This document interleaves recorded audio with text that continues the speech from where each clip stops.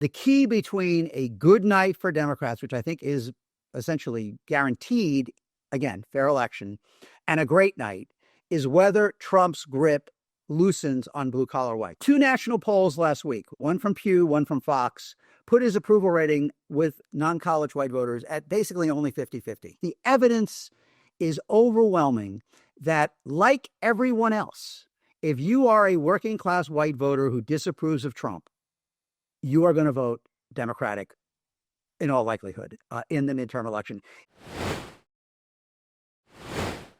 So let me ask about issues then, because there is a sense of national disapproval, as you reflected in the numbers, about the way Trump is managing immigration.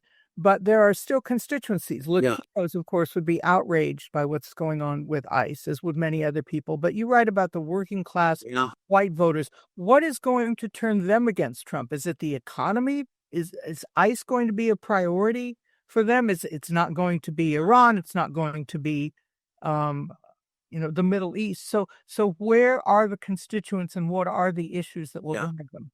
So I think from the trends in Trump's approval rating, it is as close to guaranteed as you get that if we have a free and fair election, Democrats will run better than they did in 24 among college-educated white voters, Latino voters, Black voters, and young voters. The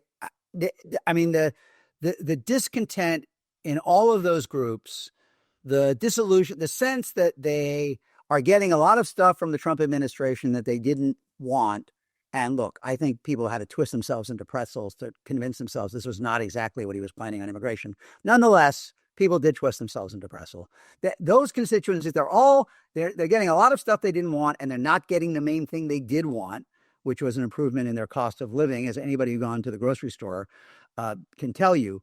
But to me, the key to the scale of this election are those working class white voters. Now, working class white voters have been shrinking as a share of the electorate steadily since the 1960s, but they are still the biggest single group. They were 37% of all voters nationally in 2024. And I think you said they're concentrated and they have disproportionate power. And if you look at the target list, if you look at the 10 states that both sides consider the most competitive for the Senate, non-college whites are a significantly larger share of the electorate than they are nationally in 6 of them, slightly larger in 2 more. If you look at the 37 House seats that Democrats are targeting, the DCCC is officially targeting in November, whites without a college degree are more than their national share in 25 of the 37.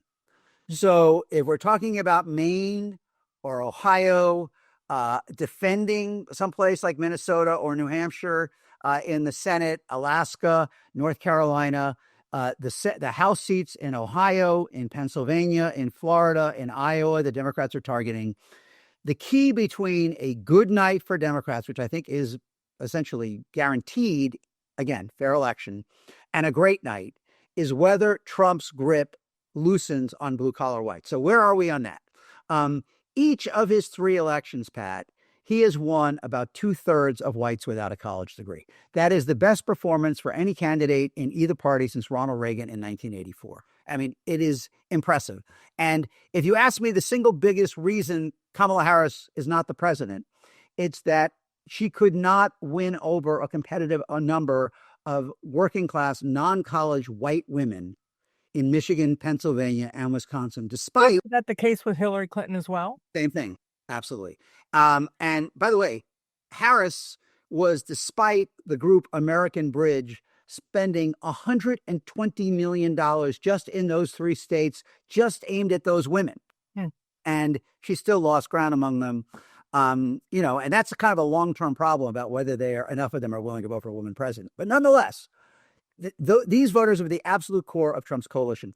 2 national polls last week, one from Pew, one from Fox, put his approval rating with non-college white voters at basically only 50-50.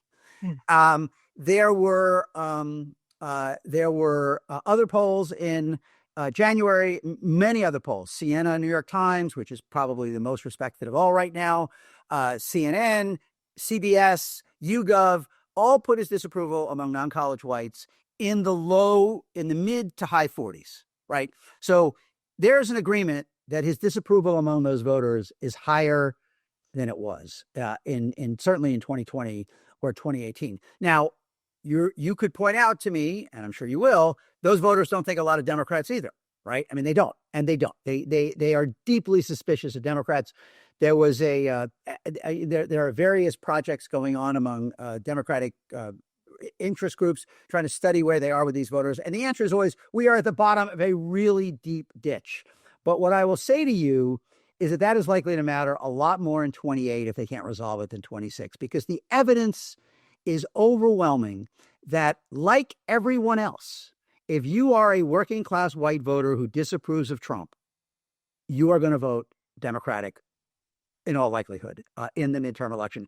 In 2018, 89%, I believe it was 88% of non-college whites who disapproved of Trump voted Democratic for the House.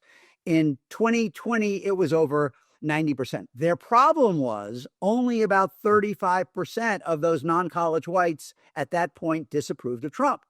So if that disapproval number, in fact, stays in the low to mid 40s by November, and no guarantee that Trump can't recover among them, but if his disapproval among blue-collar whites remains somewhere in the 42 to 45 range, that's how Democrats go from a good night in the House to a really good night, and how they seriously put the Senate in play. Because if its disapproval is 45% nationally among non-college whites, last point I will give you, this is maybe more detail that you want to know, but it's really relevant. His overall rating among non-college whites is always elevated because so many of them in the South are also evangelical Christians. If you look at the states that really matter this year, Alaska, Ohio, Maine in particular, not as many of them are evangelical Christians. So whatever his overall approval rating is going to be nationally among non-college whites, it's going to be weaker in those states. And if he's at 45, 44% disapproval nationally among them, Sherrod Brown has a real chance to win. And thank you all for watching and for supporting these vital programs. You can see up on the screen, we have Carol Leonnig next week, Susan Glasser the week after that, Max Boot, and then Ken Burns in March. I'll be speaking with him and with Rick Atkinson. I know you'll enjoy all of these programs, and get your questions ready because you'll have plenty to talk about.